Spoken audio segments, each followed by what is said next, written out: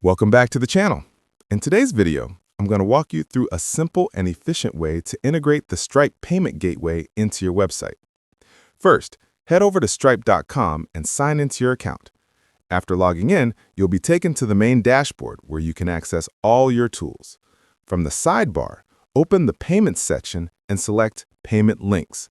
This feature allows you to create direct payment links for your products or services, making it an easy solution for adding payments to virtually any site.